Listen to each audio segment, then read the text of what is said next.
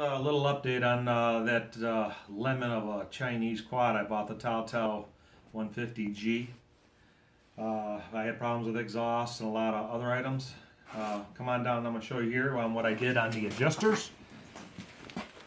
These adjusters, cheap quality, the ones that kept coming off. What I did, I went over to a tractor supply place, a farm and fleet, something for farming. These are stainless steel 5/16 18 eye bolts.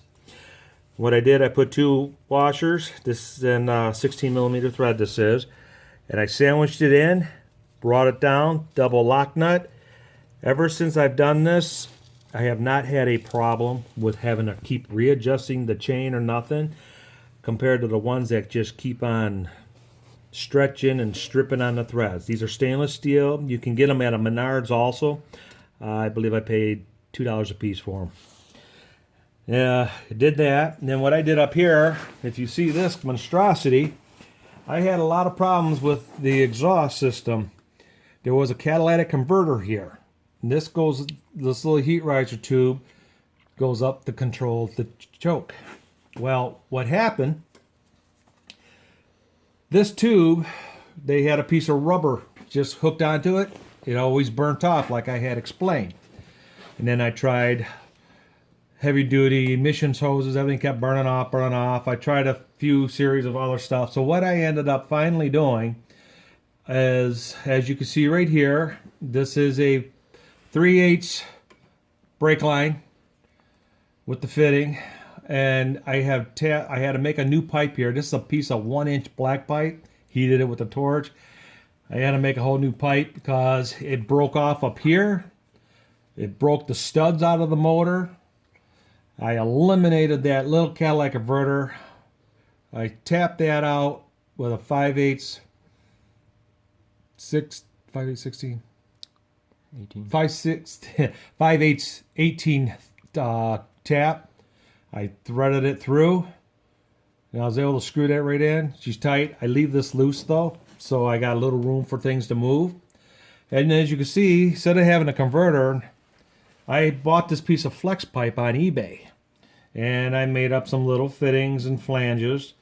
I bought some extra gaskets from a power sport place, and I made this little contraption because these kept snapping off. And the reason I did that, as you can see, it flexes here now. I got room for the exhaust to move around. Last time it was so solid, it was breaking the studs. Everything was breaking on the blocks and everything. By putting a little flex and this expand, all this eliminated my choke with the tubes coming off, choke not working, the hard starting, all that got eliminated. I fixed this, heavy duty quality, created this here, I eliminated the converter. The pin, what I did here on the exhaust pipe, I didn't weld this, I only made an adapter. And it went on, it goes to the inside. The original pipe, I made it so it just slips in. I drilled it, I put a roll pin. So if I ever have a problem, I just knock the roll pin out, slide it out. I can always modify and always use this piece. I do have dimensions for all this stuff that I made. If you have access to somebody on a machines or whatever, I'd have to get an email address, and I will send you a copy of all the measurements of all those dimensions. Like I said, I purchased this on eBay, smallest one I could find. Everything I did here. And this, you also notice when I put the bolt in here, I locked it down, the bolt, with a nut lock washer, and then you hold that tight, the other nut, double nut it, stop it from coming loose. That eliminated all of that situation. Another thing I did, another problem I found afterwards when I had said I had a lot of problems was this front end. They did not tighten up the ball joints from the factory. They were hand tight. I grabbed the wheels and you could literally shake the wheels side to side. Well, I thought something wrong.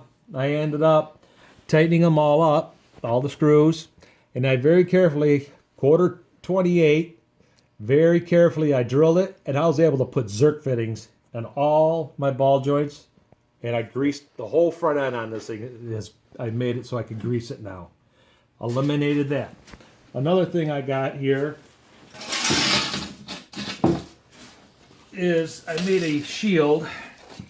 I made riser blocks. You can do whatever you can come up with, but I made sure I'm below the exhaust system. And this goes on an angle. And I have some smaller ones that are right here, which go up here. And what these do, these hold the shield in place. The reason I put that on, if you hit rocks, big stumps, ruts, anything, you don't come across here and you're not ripping the exhaust system apart. You're not destroying all your back axle. It's just kind of a skid shield. Helps out a lot. By doing that, I have eliminated all of this problem. Exhaust system breaking, snapping the studs, choke. That heat shield is a big thing. Piece of diamond plate aluminum, bought it at a Tractor Supply place. Then you just kind of make up whatever kind of brackets you can, pieces of pipe, anything, so you can make it come down. You could probably get something like this at a commercial pipe supply that'll fit right around. I like to make all my stuff, but a standard pipe commercial, you can purchase a piece just like that, and goes on one side here, and then this goes here. When the shield sits against it, my screws just run right through it. I can lock it down. Put the nuts on the top side, double nut them with lock washer like we did on the exhaust. Won't come loose. Back ones are taller. I had to make a extension block. You can make, these are made out of aluminum. You can, you got to make sure, because this has to go on an angle. Get behind here, take a look, so you can see what it would look like. Put that all in there. Can you see the clearance on the exhaust up in there? Yeah. And then you can see all the clearance. Ignition. I had a lot of troubles with the ignition. I fixed the ignition. I put a IEC performance ignition on it. I just said heck with it. I got tired of it. Changed the coil. I put a performance hotter spark plug in there. Still had a little trouble more starting. I ended up going in. The valves were set on this thing. I don't know how it ran at 2,000s clearance. I changed the valve adjustments, 4,000s on the intake, 6,000s on the exhaust. This thing just came alive once I did that. It just, boom, the compression was good. Something else I did, side cover over here, I tried to make it out of another one. I made it out of aluminum. The original steel one kept breaking on me. I made an aluminum one, it broke. This is just a thick piece of plastic you can get from a semi-mud flap or something for a chain guard. Put that on, never had a problem since. I still have electrical issue just with the headlights. It's just a loose wire I gotta find. Carburetor, I put a performance carburetor on here, and I bought it on eBay. I eliminated the other one. The old carburetor that was on it had no adjustments, and I ended up cutting out a Welch plug that was plugging all the holes and cleaning this up so I get access. I had a lot of problems with the carburetor. It just was not doing what it should do. So I went online on eBay. I bought a performance carburetor, $25. This is the box. Yeah, it doesn't even tell me the brand on. I'm sorry. There's not even a part number. Roofu Dragon. Okay, well, this is the carburetor box. It's a performance carburetor, GY6 Performance. Don't go with a standard. Make sure you check it though, as far as is fit. This is the original Dual. I had nothing but problems.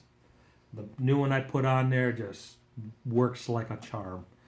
Other than that, everything else seems to be good. Any questions, please feel free to ask me and I'll do my best to answer them for you. Thank you.